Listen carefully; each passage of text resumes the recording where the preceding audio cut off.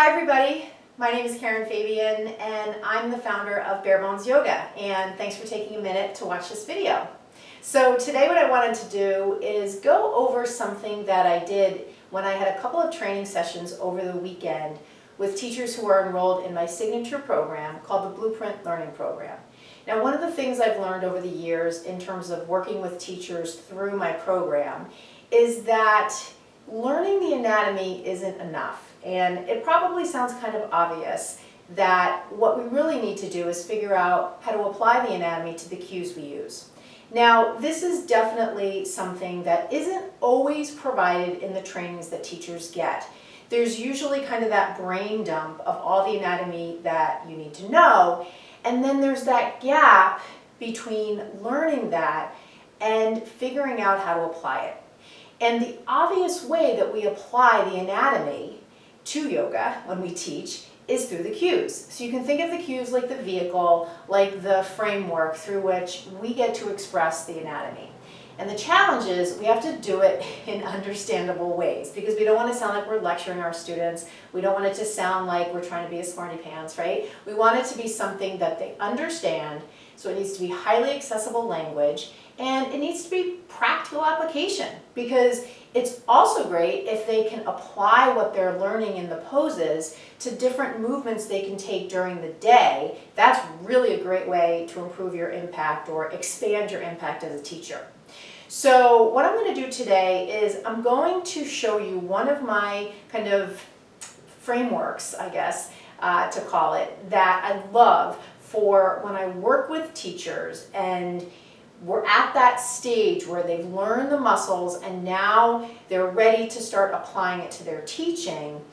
This is a framework that can help them do that, because many times when you've learned all the information and you step into the studio, your head is full and you just stumble over your words because you're not sure what to focus on to say. So when you have a framework, right, it's just like a picture frame, it gives you a structure, it gives you a format. And so this particular format is action cue, action cue, action cue, anatomy cue.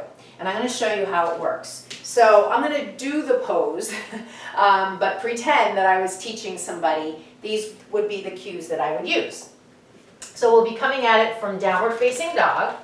So action cue, I'll break this one down. Action cue 1, step your right foot forward, drop your back foot down, reach up to the sky. So you can see that was super clear. I didn't even say the name of the pose. I was 100% focused on what does the student need to do. Step, root, reach. Now, anatomy-based cue, I could speak to the quadriceps, which is concentrically contracting to straighten my back leg.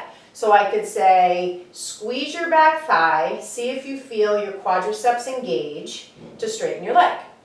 So that's a really simple example. However, I don't want you to confuse simple with easy. Simple is often the hardest way for teachers to cue because they usually overshare way too much information. And when you think about how people process information, especially in the context of yoga and movement, they really need less because they're trying to coordinate their movements. And the more you're talking, the less they're hearing and the less they know what to do. So let me show you a different one. So let's do Warrior 2. Step your right foot forward, drop your back heel, take your arms out to the side. Now, so those are the three action cues. So let's say we want to talk to the lengthening of this back hip.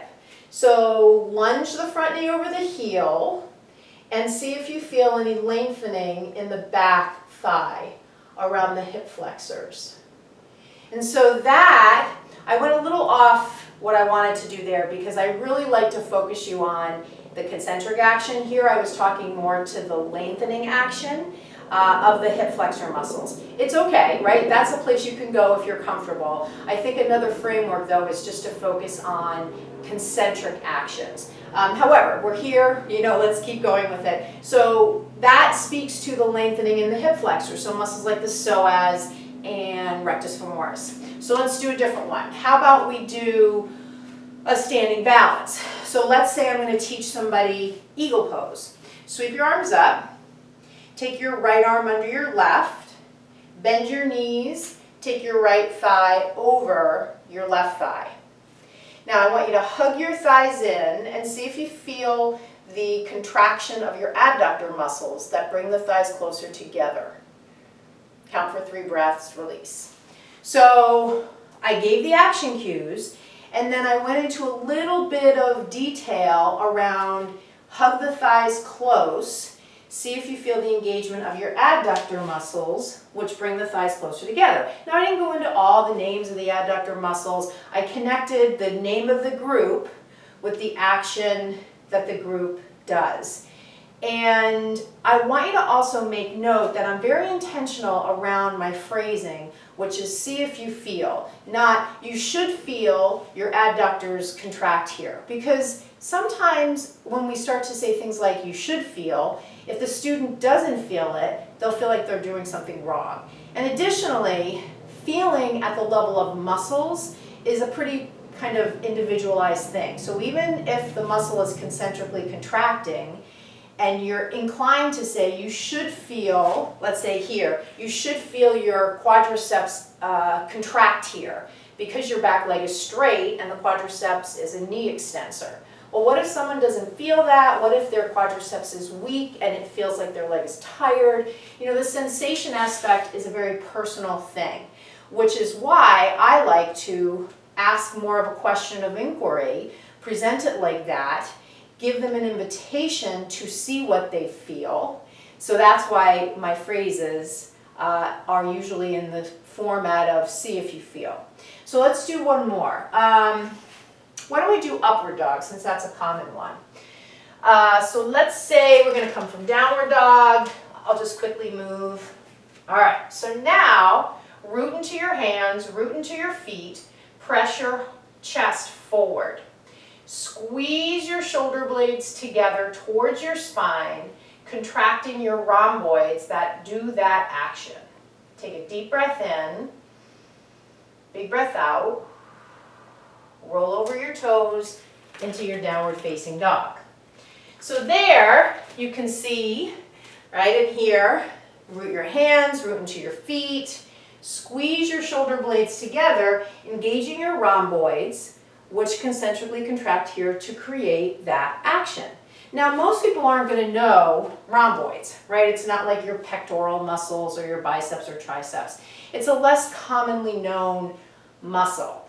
So when it comes to something like that, you want to be a little, I think you want to be a little bit judicious around using that. Because again, you don't want to sound like you're trying to impress people. However, muscles like the rhomboids are good muscles for people to know because they create strength and then as a result create length in the front of the body, in the pectoral region, where many people are very, very tight.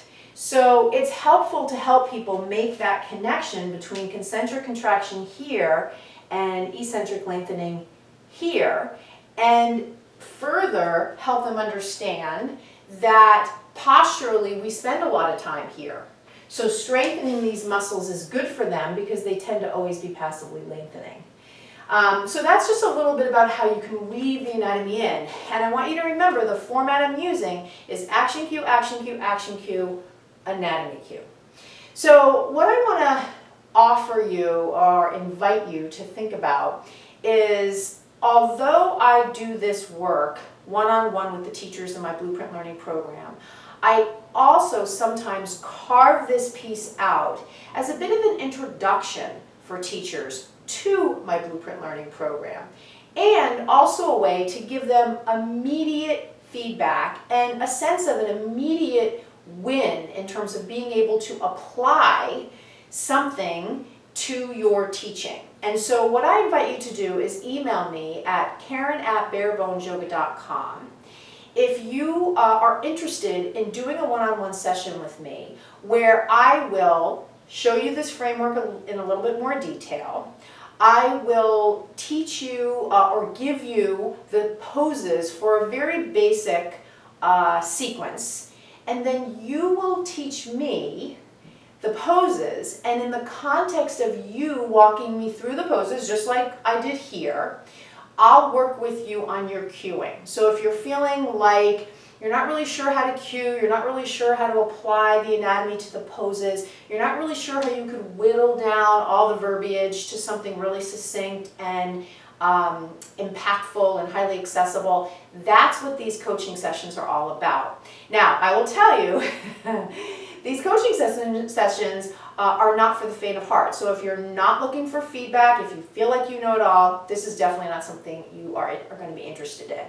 However, if you're maybe a newer teacher, if you're maybe a teacher who is learning anatomy and you're just not sure how to apply it to your teaching, this is going to be really perfect. And this is really where the rubber meets the road. You can watch tons of YouTube videos, watch a bunch of online courses, watch a bunch of other videos and read books. However, if you can't start to apply the anatomy to your cues, all of that learning doesn't go anywhere, right? It doesn't help anybody. Because again, the cues are the vehicle that you have and that you use to share the anatomy with your students. So again, just email me, Karen@barebonesyoga.com. I'll include my website link here to this video.